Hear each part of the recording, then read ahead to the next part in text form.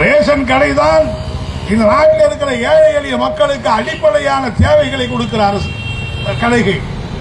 அரிசி, உப்பு, அரிசி, கோதுமை உள்ளிட்ட அடிப்படை உணவுப் பொருட்கள் இருக்கிற அந்த கடைகள். அதையே இழுத்து மூடிய ஆட்சி தானே என்ஆர் காங்கிரஸ் ஆட்சி. அதையே இழுத்து மூடி பணம் கொடுக்கிறோன்னு சொன்னான். அப்புறம் படிப்படியா சேர்த்து பட்டநாமத்தை போட்டு விட்டான். மார்க்சிஸ்ட் கட்சிகள், இடதுசாரிகள் போராடிதான் மூடப்பட்ட அந்த நியாய விலைக் கடைகளையே திறக்கிற அந்த ஏற்பாடு செஞ்சோம். எங்க பாருங்க, நீங்க நியாய விலைக் கடையை மூடிட்டான், தெருவுக்கு தெரு சாராய கடையை திறந்துகிட்டு இருக்கான். இது ஒரு ஆட்சியா? இது சாராய, நான் என்ன கேட்கிறேன், பாண்டிச்சேரி முதலமைச்சர் சாராயம் விற்கிற முதலமைச்சர், சாராயம் விற்கக்கூடிய ஆட்சியா இந்த ஆட்சி? 100 கடை இருந்தது சாராய கடை, இன்னைக்கு 600 கடையா மாறி போச்சு. சாராயம் இல்லாம தம் பாண்டிச்சேரி மக்களுக்கு உணவு இறங்காதா? சாராய விற்பனை செய்கிற அப்படிப்பட்ட கடையை திறந்திருக்கார்கள். பழைய மில்லெல்லாம் மூணதை திறக்கவே இல்லை. ரோடியர் மில்லு மூணதுதான். இன்னும் பல மூலைகள், நூற்பாலைகள் மூடியாச்சு, சக்கர ஆலைகள் மூடியாச்சு, புதிய தொழிற்சாலைகள் மூடியாச்சு. அது கேட்டா ரங்கசாமி சொல்லுவாரு, மூணதை மட்டும்தான் நீங்க பாத்தீங்களா, நாங்க திறக்கிற ஆலையை பார்க்கலையா? என்னையா திறந்திருக்கேன்னு கேட்டா 5 சாராய ஆலைக்கு அனுமதி கொடுத்திருக்கேங்கிறார். ஏயா வேலை வாய்ப்பு கொடுக்கிற எல்லா ஆலையும் மூடிட்டு சாராய ஆலைக்கு அனுமதி, சாராய கடைகளை திறக்கிற அப்படிப்பட்ட ஆட்சி மீண்டும் வேண்டுமாங்கிறது தான் புதுச்சேரி மக்கள் எண்ணி பார்க்க வேண்டும். அது மட்டுமல்ல, 5 வருஷம் அவர் முதலமைச்சராக இருந்தார். எங்களுடைய தலைவர்கள் அவரை போய் சேர்ந்த போது அவர் நேரடியா சொன்னார், நான் தான் முதலமைச்சர், எனக்கு தான் எல்லா அதிகாரம் இருக்கு. அப்படிதான் நீங்க நினைச்சுட்டு இருப்பீங்க.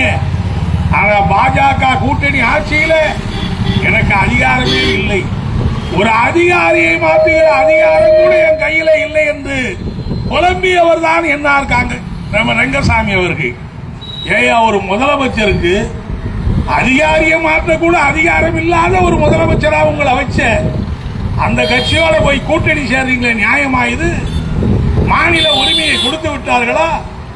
மாநில அந்தஸ்தை வழங்கி விட்டார்களா? அதனாலதான் ரங்கசாமி சொன்னார். நாங்க கூட நினைச்சோம், பரவாயில்ல, ரங்கசாமி கொஞ்சம் முதுகெலும்பு இருக்கு, கொஞ்சம் நிமிர்ந்து நிக்கிறாரு, கொஞ்சம் எதிர்த்து பேசுறாரு அப்படிலாம் எல்லாரும் நினைச்சோம்.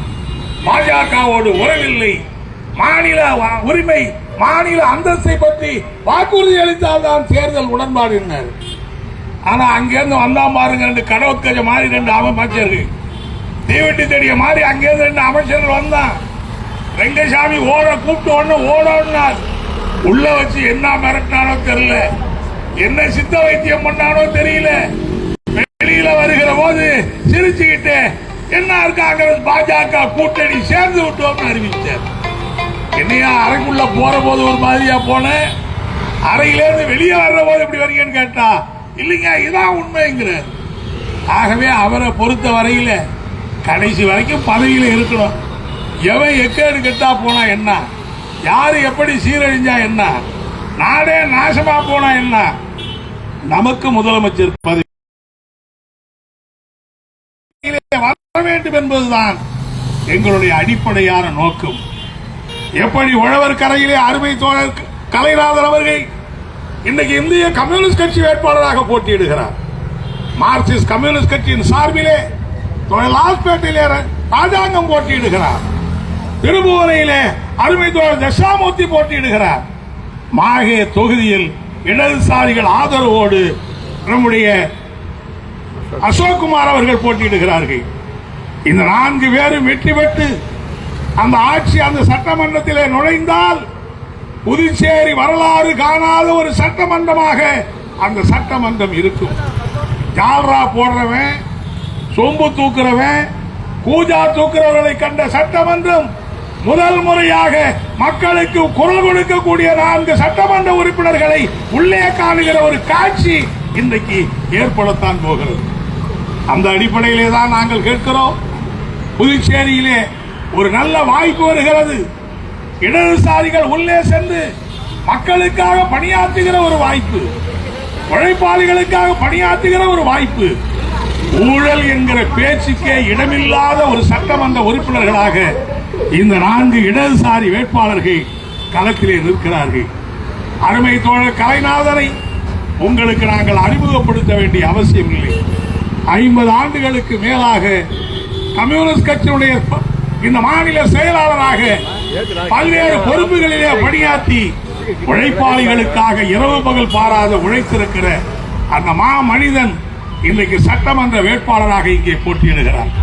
நான் தாய்மார்களை கேட்டுக்கொள்றேன், கத்திரிக்காயை வாங்கணுங்கிற காய்கிலோ கத்திரிக்காயை வாங்குற போது கூட நீங்க பூச்சி பிடிச்ச கத்திரிக்காயான்னு பார்த்துதான் வாங்குவீங்க. வெண்டைக்காயை 1/2 கிலோ வாங்குறேன், அது 1/2 கிலோ வாங்கி வீணா போயிட்டு அதனால குடிமொழி கூடாது, அதை கூட தட்டி தட்டி தான் பார்த்து வாங்குவீங்க. ஆனால் சட்டமன்ற தேர்தல் என்று வருகிற போது கத்திரிக்காயை நல்லதா பார்த்து வாங்குற நீங்க, வெண்டைக்காயை விவரமா பார்த்து வாங்குற நீங்க, வேட்பாளர்களை விவரமாக பார்த்து தேர்ந்தெடுக்க வேண்டாமா? நல்லவர்களை பார்த்து தேர்ந்தெடுக்க வேண்டாமா? ஒரு பக்கத்தில் தங்கம் இருக்கிறது, இன்னொரு பக்கத்தில் பித்தளை இருக்கிறது. புத்திசாலிகளே தேர்ந்தெடுப்பார்கள். தங்கமும் பித்தளையும் ஒரே மாதிரி தான் இருக்கும், அதுவும் மஞ்சளாத்தான் இருக்கும், இதுவும் மஞ்சளாத்தான் இருக்கும். ஆனால் தங்கத்துக்கு ஈடாக பித்தளை ஒருபோதும் வராது.